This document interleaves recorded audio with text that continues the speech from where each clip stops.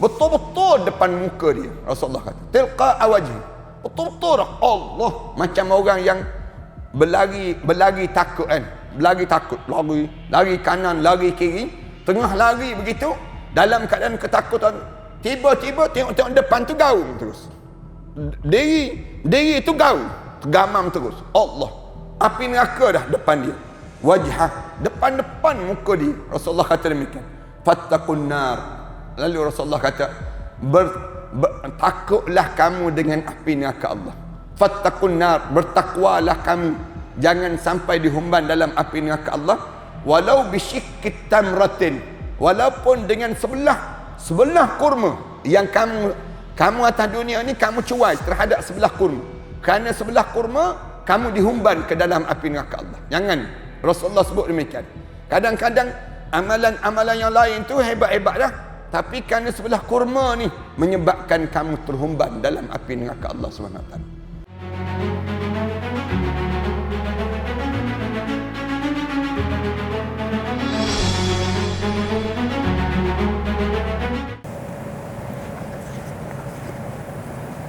Bismillahirrahmanirrahim. Alhamdulillahirabbil alamin. Wassalatu wassalamu ala asyrafil anbiya'i wal mursalin wa ala alihi wa sahbihi ajma'in. Subhanaka la ilma lana illa ma 'allamtana innaka antal alimul hakim. Ya alim 'allimna min ilmika kama tarda bihi 'anna. Ya halim khalliqna bi khuluqil hilmi wa haqqqiqna bi haqa'iqil ilmi. Allahumma 'allimna ma jahilna wa zakkirna ma nassina. Allahumma yassir wa la tu'assir wa tammim bil khair, amma ba'd. Para hadirin yang dimati sekalian, alhamdulillah kita mengaturkan rasa syukur pada Allah kerana kita diberi lagi peluang oleh Allah untuk kita meneruskan pengajian kita dalam bab, iaitu masih lagi berbicara tentang mengenai takut kepada Allah. Al-khawf maknanya kita rasa takut kepada Allah. Takut. Pada fasal yang ke-50 kita berhenti pada pengajian yang sudahnya, ialah cerita tentang mengenai dalam hidup kita ni kena ada perasaan sentiasa takut kepada Allah. Takut pada Allah ni bukannya takut macam pencuri takut kepada polis, tidak. Tapi takut ni maksudnya kita takut terlanggar apa yang dilarang oleh Allah dan takut tak terbuat apa yang disuruh oleh Allah. Itu dia panggil takut. Takut dalam al-khawf, dalam konsep Islam ni, dia ajar dalam diri kita ni kena ada pada diri kita ni perasaan al-khawf, takut kepada Allah. Takut tak buat benda yang disuruh oleh Allah, dan juga takut kalau kita melanggar apa yang dilarang oleh Allah Subhanahu Wa Taala. Ini dipanggil mesti ada dalam jiwa kita ni perasaan demikian. Sebagai seorang mukmin, orang mukmin ni dia kena ada satu ibadah.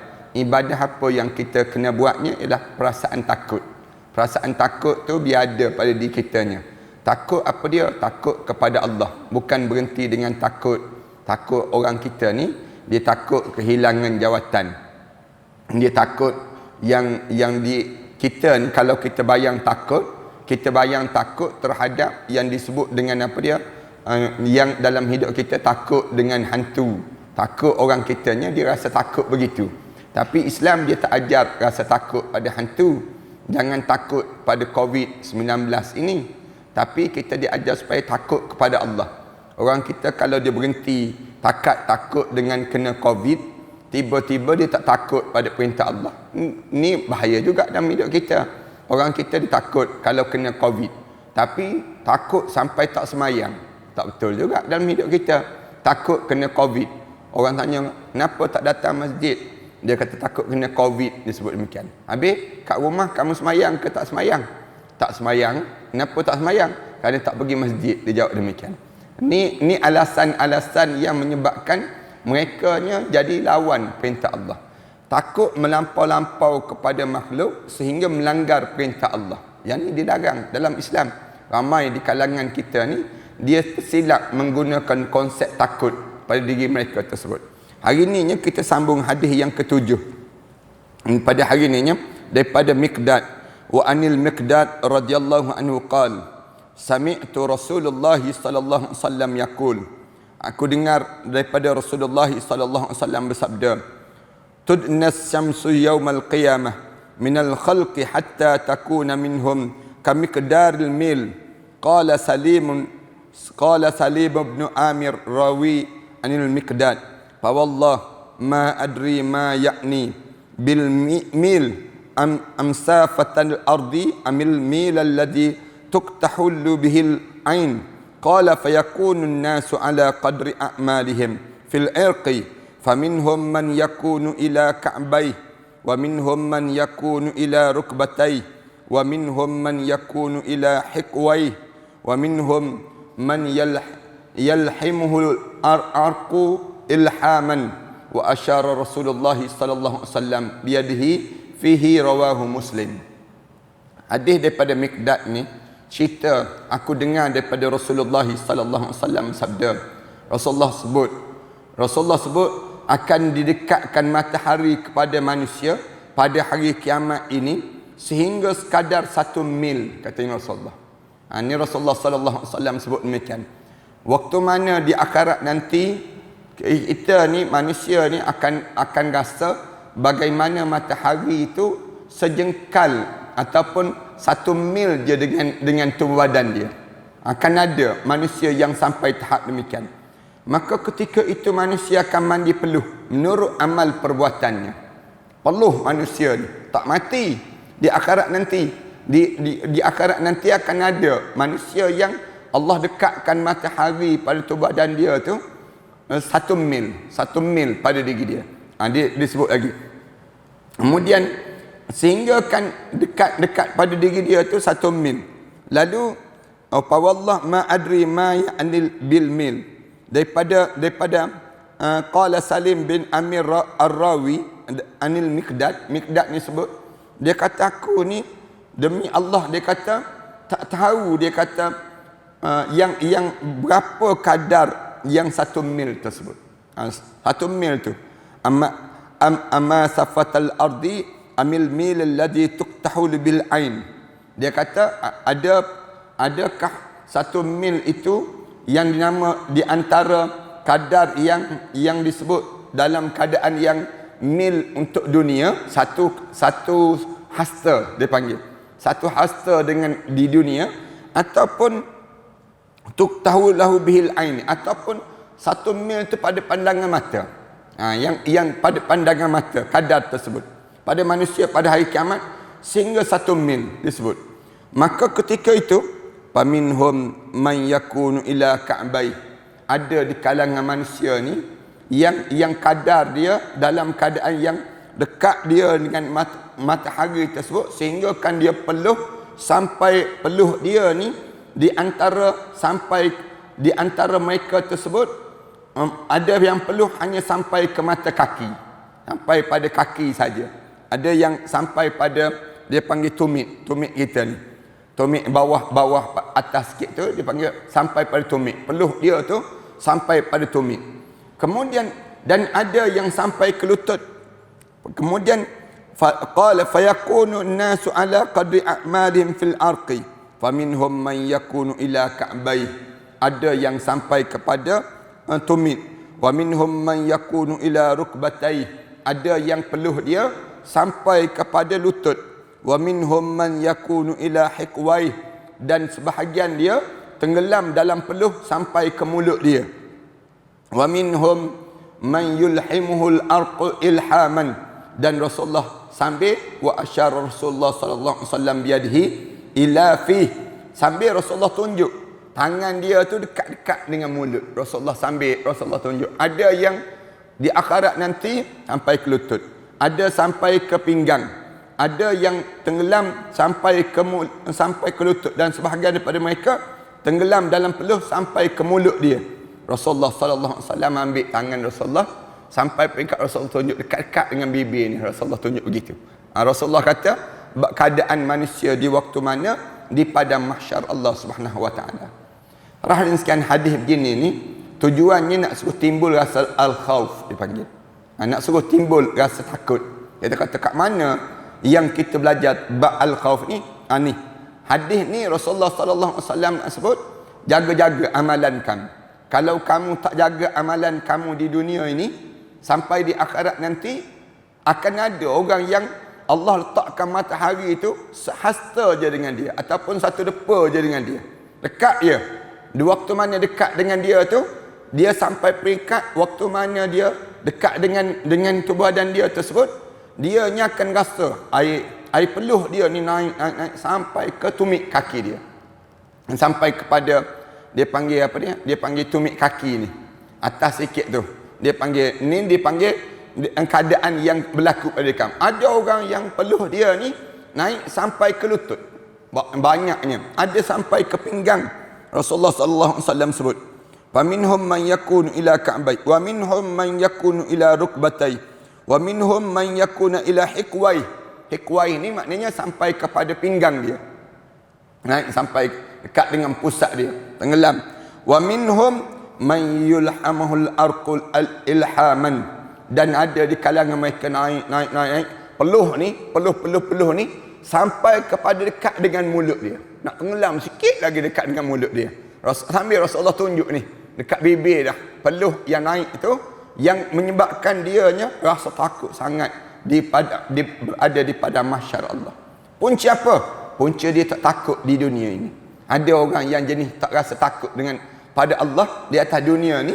Bila dia begitu, di akhirat nanti Allah jadikan ketakutan dia tu, menjadikan diri dia tu, jadi diri dia, amalan dia tu berpeluh tubuh badan sampai peringkat naik peluh tu sampai peringkat dekat dengan bibir dia, nak tenggelam dah tubuh badan dia tu. Allahu Akbar. Suasana yang berlaku di padang mahsyar Allah kerana perbuatan kita di dunia. Tu kita kena faham benda demikian. Dalam hidup kita ni, jaga-jaga amalan. Amalan apa yang kita tak jaga? Kita tanya. Amalan apa? Amalan yang paling basic dalam hidup. Sembahyang, orang kita tak jaga. Aurat, orang kita tak jaga dalam hidup. Amalan yang paling basic dalam hidup. Makan minum tak jaga. Bila kita makan minum tak jaga, kemudian pakaian kita tak jaga, kemudian cara bercakap kita tak jaga, semua ni memberi kesan kepada kita bila kita di akhirat Allah Subhanahu Wa Taala nanti. Atas dunia ni, Islam diajar melalui Rasulullah sallallahu alaihi wasallam ni, dia sebut cara umum. Cara umum je pada kita. Hidup atas dunia ni, kamu kena jaga Allah. Bukannya kamu nak suruh Allah jaga kamu. Kamu nak suruh selamat di atas dunia, dan di akhirat nanti kamu jaga Allah. Bila kamu jaga Allah, kamu selamat. Di dunia pun kamu selamat, di akhirat nanti pun kamu akan selamat. Dalam hadis Rasulullah sebut, ihfazillah yahfazka. Bila kamu jaga Allah, Allah akan jaga kamu. Ini cara Islam diajar dalam hidup kita ni. Hidup dalam keadaan kamu jaga Allah. Bila kamu jaga Allah, jaga Allah ni maksudnya apa dia? Jaga jangan buat amalan-amalan yang boleh menyebabkan kita ni kecewa di akhirat Allah Subhanahu Wa Taala nanti. Orang kita ni dia buat sembrono je. Dia tak peduli halal haram. Dia tak peduli terhadap ganjaran yang Allah sediakan dalam hidup. Lalu dia fikir bahawa bila kita hidup atas dunia ni, tak apalah kita nak buat apa pun. Yang pentingnya kita dengan Allah, konon-kononnya. Bila sampai dalam kubur je, datang terus penyesalan. Bangun di akhirat nanti, lagi menyesal. Kerana apa dia? Kerana kita tak rasa dalam hidup kita perasaan takut kepada Allah di atas dunia ini. Tu sebab Rasulullah sebut hadis-hadis sebegini.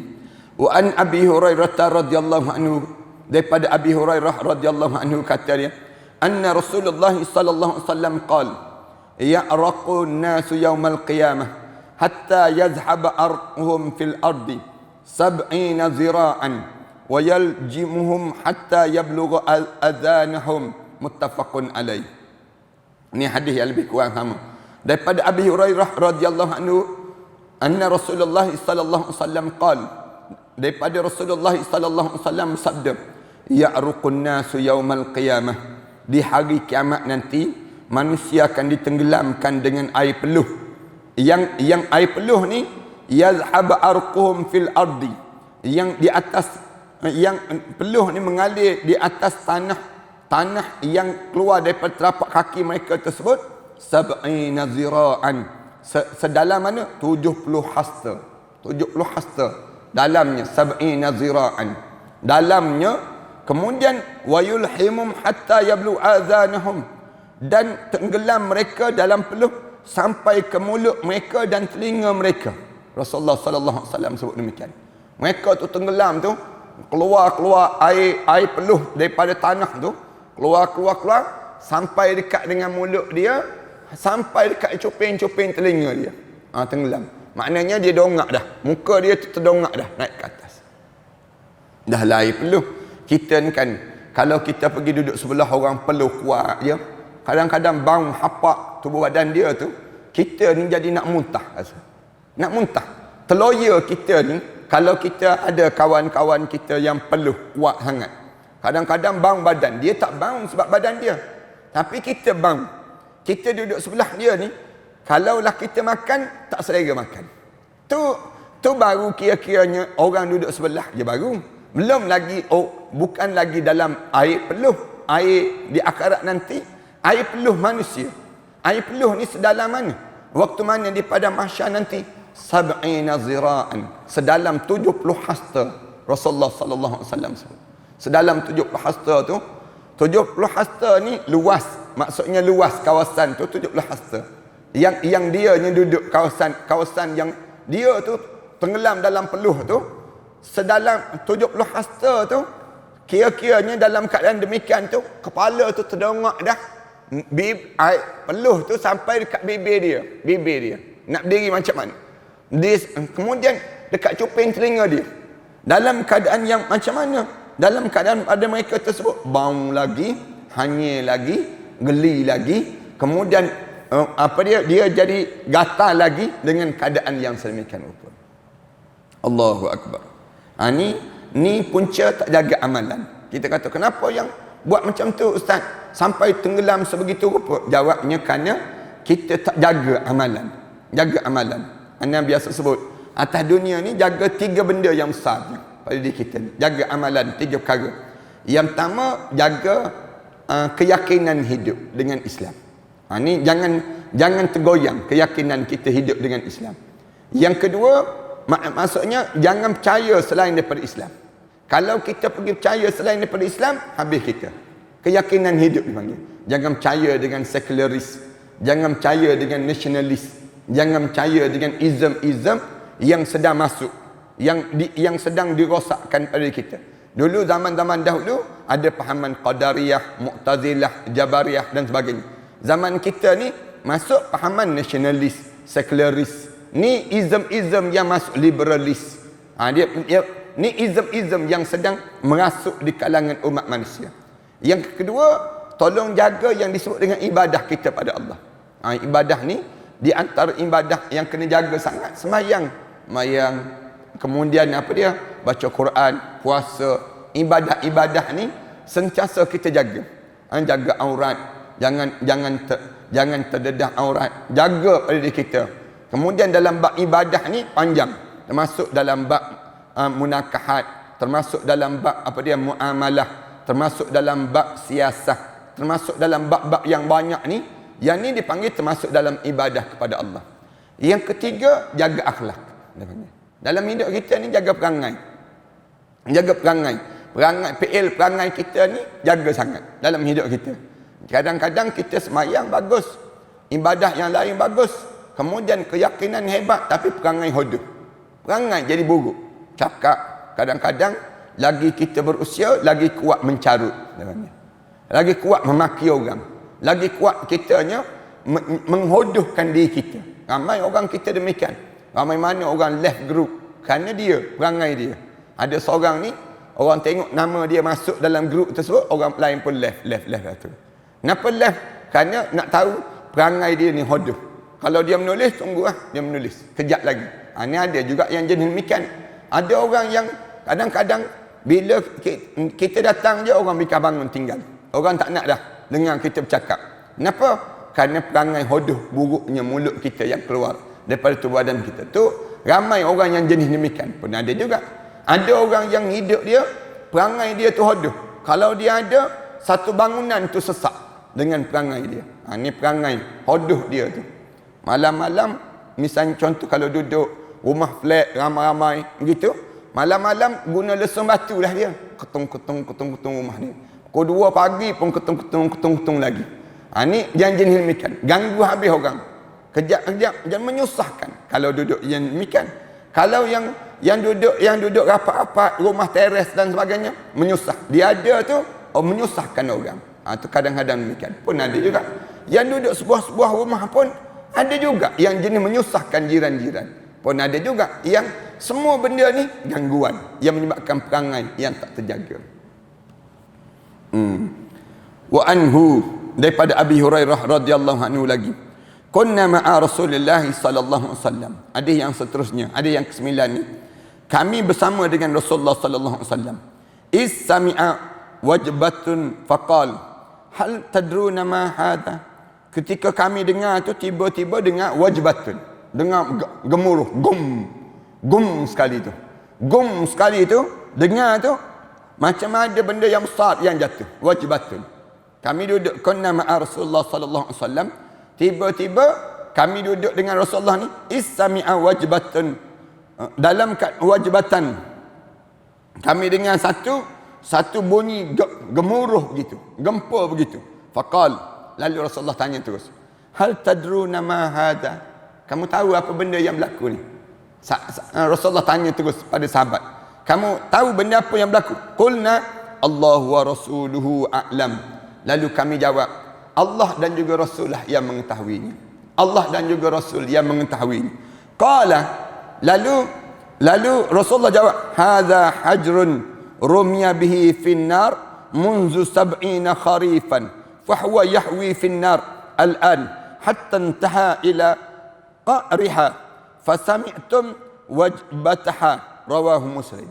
Rasulullah kata, itulah batu yang dilemparkan bihi finnar, yang dilemparkan ke dalam api neraka Allah. Sejak bila? 70 tahun yang lalu. 70 kharifan.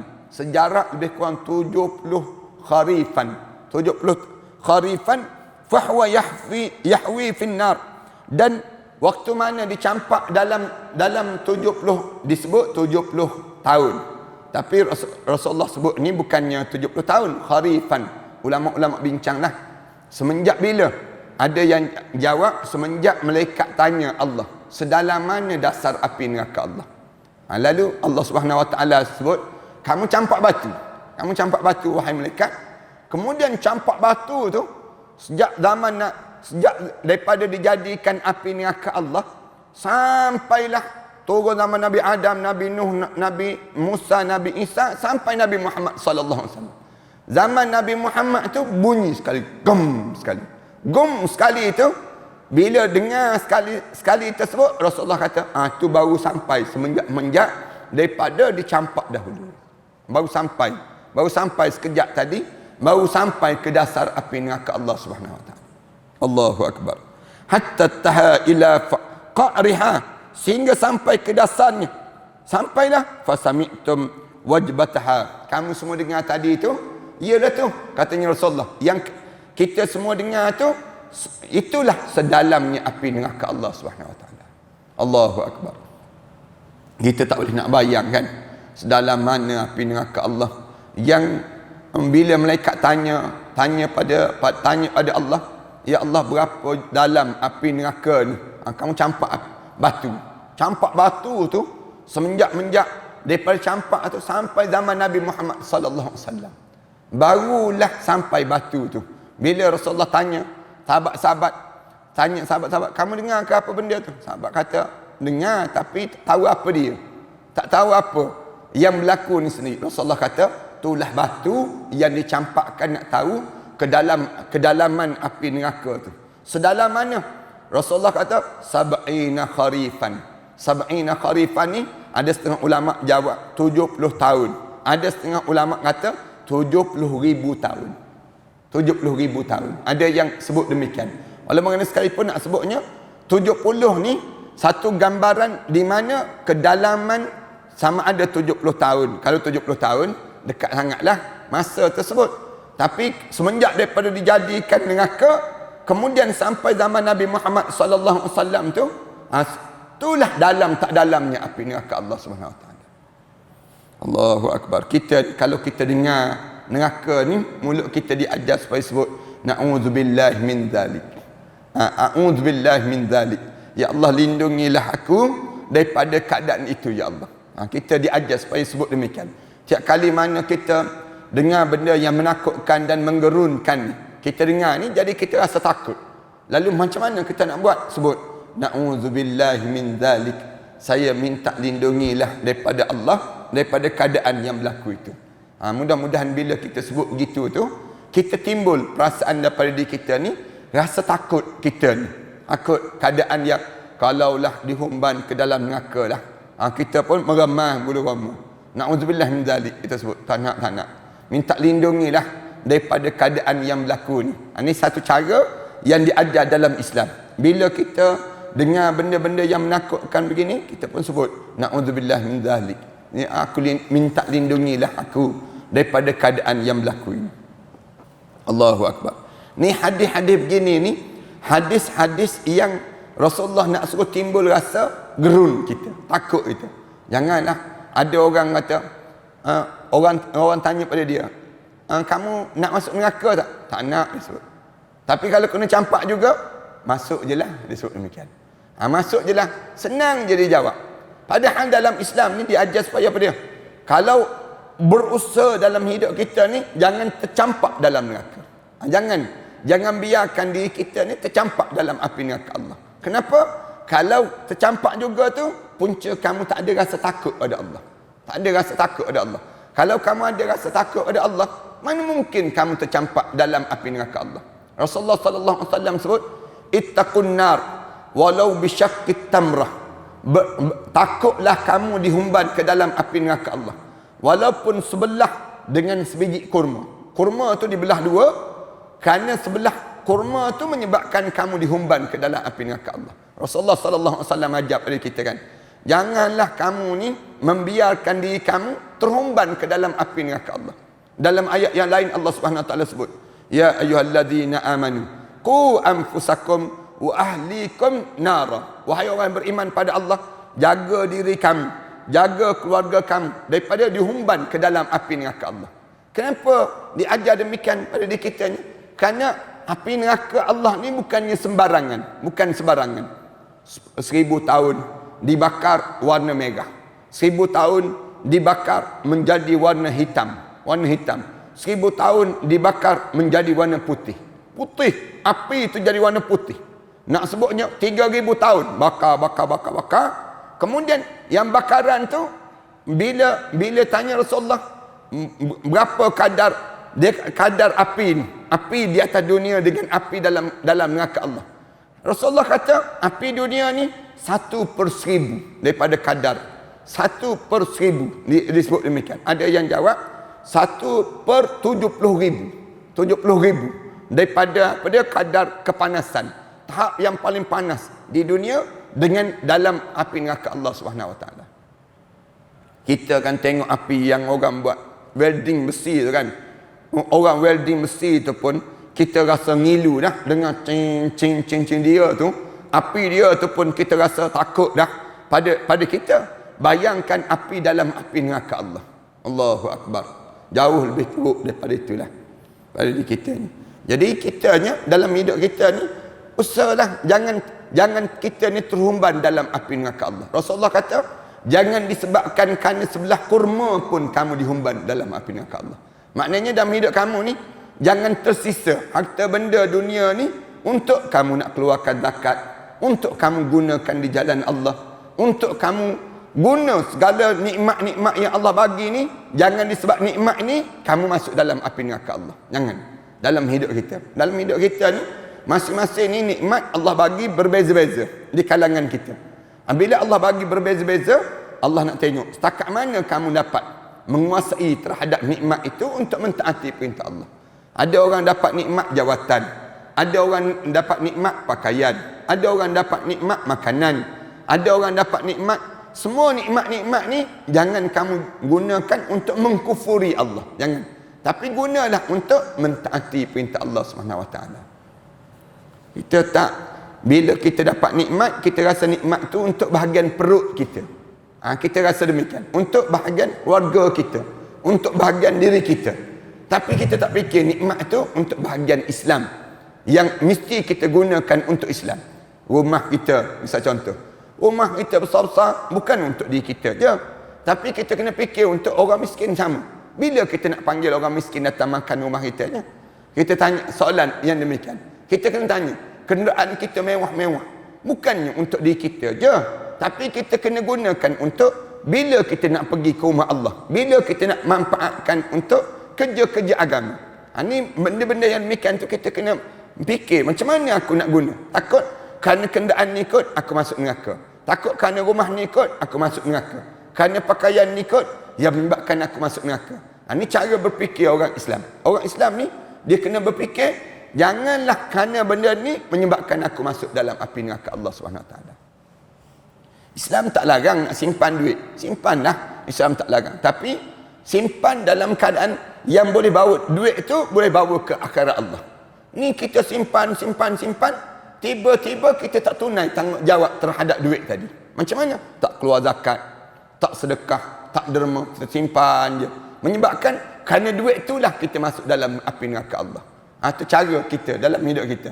Islam disuruh pada diri. Islam tak larang kita simpan makanan, tapi simpan makanan sampai peringkat orang susah yang tak makan ni tak boleh makan. Kita tahu dah dia jiran kita, dia susah dalam hidup kita. Tiba-tiba dalam hidup kita bermasyarakat, tiba-tiba kita tak tolong mereka sebut. Kerana makanan ni lah menyebabkan kita masuk api neraka Allah SWT.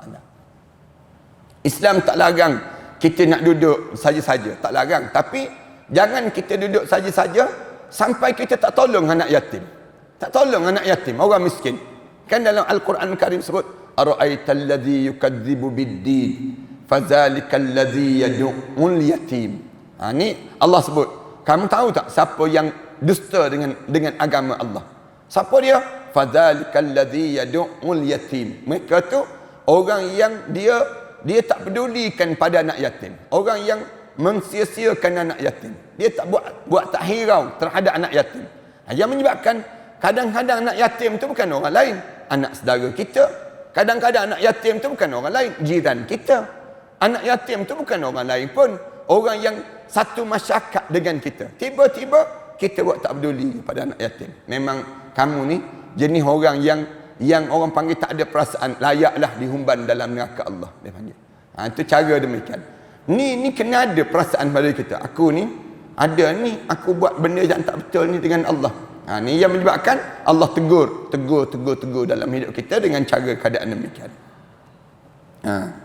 Kemudian wa an Adi bin Hatim radhiyallahu anhu, daripada Adi bin Hatim radhiyallahu anhu pula, qala Rasulullah sallallahu alaihi wasallam, Rasulullah bersabda, ma minkum min ahadin illa sayukallimuhu rabbuhu laisa bainahu wa bainahu tarjuman fayanzuru ayman minhu fala yara illa ma qaddama wa yanzuru ash'ama minhu fala yara illa ma qaddama wa yanzuru baina yadayhi fala yara illa an-nar tilqa'a wajhihi fattaqun nar walau bisyikki tamratin, muttafaqun alaih. Ini hadis yang anda sebut tadilah daripada Adi bin Hatim radhiyallahu anhu. Dia sebut, Rasulullah sallallahu alaihi wasallam sebut, Rasulullah kata, ma minkum min ahadin, tidak ada seorang pun di kalangan kamu illa sayukallimuhu rabbuhu laisa bainahu wa bainahu tarjuman,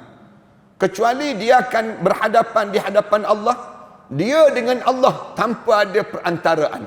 Rasulullah sallallahu alaihi wasallam sebut demikian. Tak ada perantaraan.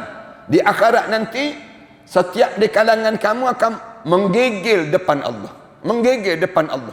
Berhadapan dengan Allah tu tak ada pembantu, tak ada orang yang boleh nak tolong kita. Tak ada. Tarjuman dipanggil. Penterjemah. Tak ada penterjemah. Kamu direct dengan Allah. Bila begitu, tengok ke Allah, tak tengok, tapi tak nampak Allah. Tak boleh tengok wajah Allah, tapi kamu akan berhadapan dengan Allah. Bila kamu berada dalam keadaan sebegitu, kamu akan berdiri di hadapan Allah Subhanahu wa taala, di padang mahsyar Allah. Waktu mana berdiri di padang mahsyar Allah itu, Rasulullah sallallahu alaihi wasallam sebut, fayanzuru ayman fayanzur aymana minhu fala yara illa ma qaddama. Dia pandang sebelah kanan. Rasulullah kata, tak ada benda yang dia pandang sebelah kanan tu kecuali yang dia nampak yang dia buat sebelum daripada itu. Dia tengok je Allah, tengok amalan dia. Dia pandang sebelah kanan dia nya illa ma qaddama, yang dia buat atas dunia dahulu. Benda apa yang dia buat atas dunia dahulu berlaku pada diri. Kemudian wa yanzuru ash'ama minhu fala yara illa ma qaddama. Rasulullah kata, bila dia tengok sebelah kanan, tengok amalan-amalan dia yang dia buat atas dunia dahulu. Dia pun pandang sebelah kiri. Pandang sebelah kiri, fala yara illa ma qaddama. Dia tak nampak apa-apa kecuali yang dia nampak ialah amalan-amalan dia yang dia buat di atas dunia dahulu, yang didatangkan. Sebelah kanan pun amalan dia, sebelah kiri pun amalan dia. Kemudian wa yanzuru baina yadai, lalu dia pun pandang di hadapan dia, maka fala yara illan nar.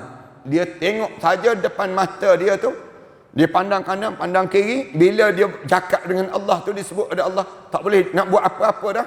Dia pandang depan pula, tengok-tengok neraka. Na'udzubillah min dzalik.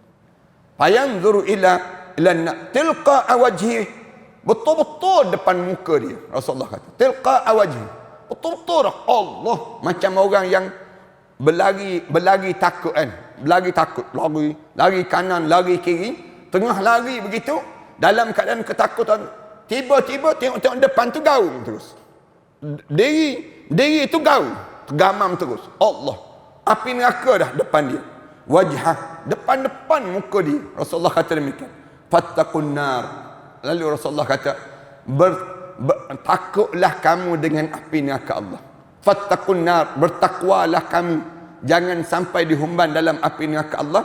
Walau bisyikkit tamratin, walaupun dengan sebelah kurma yang kamu atas dunia ni kamu cuai terhadap sebelah kurma. Kerana sebelah kurma kamu dihumban ke dalam api neraka Allah. Jangan. Rasulullah sebut demikian. Kadang-kadang amalan-amalan yang lain tu hebat-hebat dah, tapi kerana sebelah kurma ni menyebabkan kamu terhumban dalam api neraka Allah SWT. Sebelah kurma ni kita kata apa dia? Kerana 10 sen dah yang menyebabkan kamu ni dihumban dalam api neraka Allah. Kadang-kadang yang amalan yang lain tu kita jaga dah. Amalan yang 10 sen ni kita tak jaga. Kadang-kadang kan orang kita kan, kalau duit-duit yang 10 sen, 20 sen, dia tabur begitu je, dia campak begitu je. Tapi boleh jadi kerana yang ni lah yang menyebabkan kamu dihumban ke dalam api neraka Allah. Kadang-kadang orang kita kan, dia makan nasi tu berterabur je kat pinggan dia tu. Jatuh nasi, dia kata sebiji je jatuh. Takkanlah nak ambil juga, dia kata kotor dah ni. Dia pun biarkan begitu. Boleh jadi kerana sebiji itulah kamu masuk dalam api neraka Allah. Kamu jangan ingat kerana yang lain tu kamu dah ambil dah nikmat ni. Tapi kerana sebiji nasi yang jatuh kat tepi pinggan kamu tu yang menyebabkan kamu dihumban ke dalam api neraka Allah SWT. Tu cara Islam diajar. Jangan bazir dalam hidup. Jangan tak manfaat nikmat Allah. Jangan. Dalam hidup kita ni manfaatkan setiap yang Allah bagi untuk mentaati perintah Allah. Tu cara dalam hidup kita demikian. Kadang-kadang Allah bagi nikmat pada kita ni banyak sampai kita ni terabur begitu saja. Nikmat yang banyak sangat. Orang duit banyak kan, simpan dalam shilling, simpan dalam simpan dalam peti ais, simpan dalam gobok banyak sangat duit dia. Sampai dia tak tahu nak buat apa dah duit dia. Ada yang jenis demikian. Ada orang yang jenis demikian. Orang ni berhati-hati. Kita dengarkan orang ditemui harta benda dia berjuta-juta harta benda dia nak buat macam mana depan Allah nanti. Bisyakkit tamratin, walaupun dengan sebiji kurma kamu akan dihumban ke dalam api neraka Allah. Harta benda kamu walaupun 10 sen akan dikira di hadapan Allah SWT. Tu kita ni jangan menyimpan sangat sampai jadi kedekut. Jangan sampai jadi bakhil dalam hidup. Jangan hidup kita boros sangat sehingga kan kita ni tercuai dengan tanggungjawab kita dengan Allah dalam hidup kita. Dalam hidup kita ni, wa kadzalika ja'alnakum ummatan wasata. Demikian aku jadikan kamu ni umat pertengahan dalam kehidupan ini. Ni hadis-hadis begini ni nak suruh timbul rasa al-khauf, takut pada Allah. Berhati-hati dalam setiap amalan yang kita lakukan. Itu satu lagi hadis.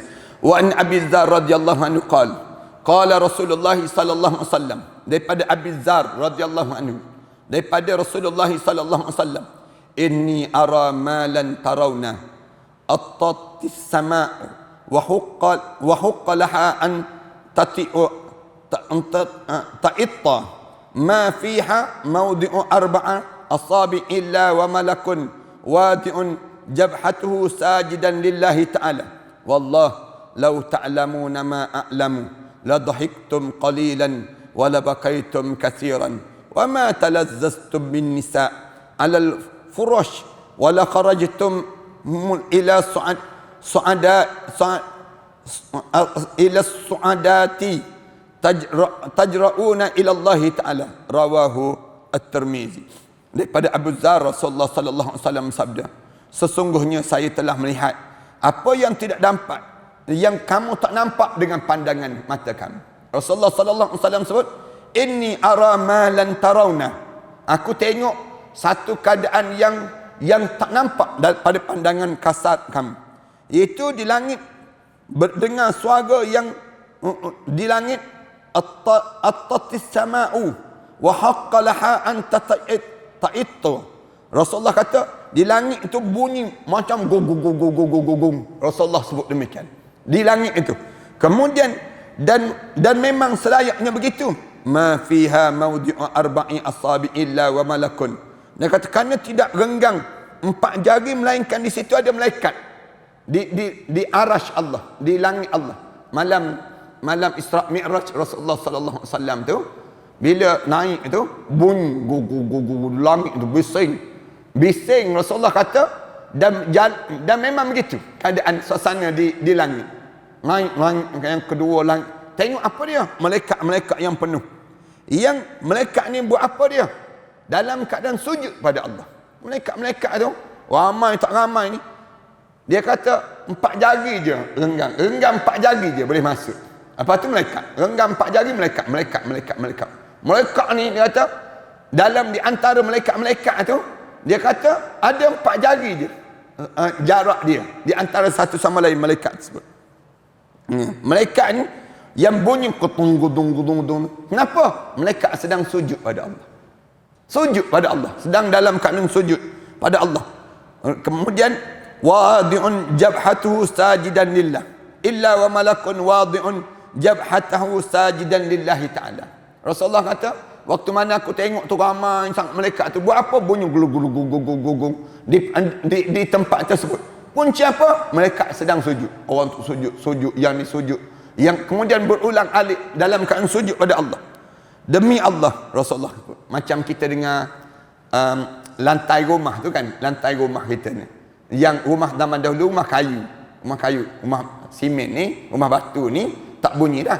Rumah kayu dulu kalau kita pergi ke surau tu bunyi kan, kalau solat tu waktu mana rukuk sujud tu bunyi bunyi. Begitulah Rasulullah sallallahu alaihi wasallam sebut. Sibuknya keadaan di arash Allah ataupun di langit Allah Subhanahu wa taala. Kemudian wallah, demi Allah kata Rasulullah, lau ta'lamuna ma a'lam, kalau kamu tahu apa yang aku tahu, la dhahiktum qalilan, nescaya hidup kamu ni sentiasa ketawa tu sikit je pada diri kamu. Kalau kamu tahu apa yang aku tahu, tawa kamu tu jadi sikit. Wala bakaitum katsira, yang hidup kamu ni penuh dengan masa menangis ya. Hidup kamu ni mengalir je air mata, banyak mengalir mata. Kemudian Rasulullah sallallahu alaihi wasallam sebut yang begitu tu, kata Rasulullah, dan kamunya bila begitu Rasulullah kata, wa ma talaztum bin nisa alal furash, nescaya kamu tak ada masa nak bersuka-suka dengan isteri kamu di atas katil. Rasulullah kata, bila kamu tahu apa yang aku tahu, dia panggil tak ada nafsu terhadap diri kamu nak bersama suami isteri, tak ada. Rasulullah sallallahu alaihi wasallam sebut demikian. Bahkan yang kamu akan keluar ke tempat yang tinggi-tinggi untuk buat apa dia? Untuk berdoa pada Allah. Ni punca kamu rasa takut pada Allah. Kalau kamu tahu apa yang aku tahu, tak ada masa kamu nak tidur lena panjang. dan tidur dengan isteri kamu, nescaya yang kamu akan buat apa dia? Kamu akan pergi tempat-tempat tinggi, wala kharajtum ila suadati tajra'una ila Allah Ta'ala. Nescaya kamu cari tempat-tempat yang tinggi-tinggi sikit, naik atas rumah kamu, naik tinggi sikit, kamu akan angkat tangan kamu doa, ya Allah, selamatkanlah aku, ya Allah, selamatkanlah aku. Kerana apa dia? Kerana kamu tahu apa yang aku tahu. Tapi oleh kerana kamu tak tahu apa yang aku tahu, maka kata Rasulullah, kamu lena je tidur panjang, sedap je kamu. Kamu makan sonok je, ketawa kamu tu berdekah-dekah je dalam hidup kamu. Kamu tak rasa nikmat yang, kamu tak tahu benda yang apa yang aku tahu yang akan berlaku di akhirat Allah Subhanahu wa taala nanti. Allahu akbar, jauhnya kita kan. Kemudian wa an Abi Hurairah, kita sambung minggu yang akan datang. Dalam bab hadis ni lagi beberapa hadis-hadis yang cerita tentang kita diajar supaya ada perasaan al-khauf, rasa takut pada Allah Subhanahu wa taala. Sallallahu ala Muhammad wa ala alihi wa sahbihi wasallam. Walhamdulillahirabbil alamin. Bismillahirrahmanirrahim. Alhamdulillahirabbil alamin. Wassalatu wassalamu ala asyrafil anbiya'i wal mursalin wa ala alihi wa sahbihi ajma'in. Rabbana iftah bainana wa baina qaumina bil haqq wa anta khairul fatihin. Rabbana zalamna anfusana wa illam taghfir lana wa tarhamna lanakuna minal khasirin. Rabbana atina fid dunya hasanah wa fil akhirati hasanah wa qina adzaban nar. Sallallahu ala Muhammad wa ala alihi wa sahbihi wasallam. Walhamdulillahi rabbil alamin.